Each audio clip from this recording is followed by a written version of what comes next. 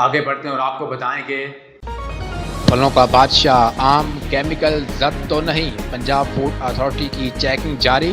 D G food authority کے حکم پر food safe city ٹیموں کا رائیونڈ ایبٹ روڈ نصیر آباد منڈیوں میں کریک ڈاؤن جاری ہے۔ مزید تفصیلات جانتے ہیں اپنے رپورٹر عمیر جٹ سے۔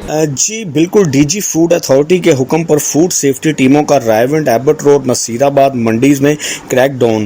86 سٹالز پر موجود 32,500 کلو پھلوں کی جو ہے وہ چیکنگ کی گئی ہے، جس میں سے 180 کلو کیلشیم کاربائڈ تلف کر دیا گیا ہے اور ان کو وارننگ بھی جاری کر دی گئی ہے۔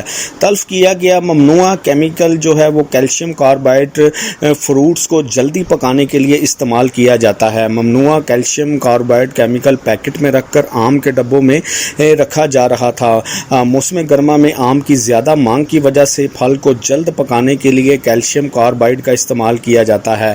کیلشیم کاربائڈ سے تیار فروٹ غذائیت کی بجائے صحت کے لیے مضر ثابت ہوتا ہے۔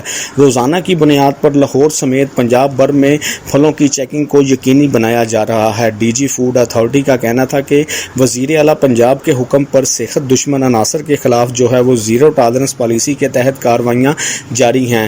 ڈی جی فوڈ اتھارٹی کا مزید کہنا تھا کہ ایشیا خود نوش کے معیار پر ہرگز سمجھوتہ نہیں کیا جائے گا۔ قوانین کی خلاف ورزی پر سخت ایکشن لیا جائے گا۔ جی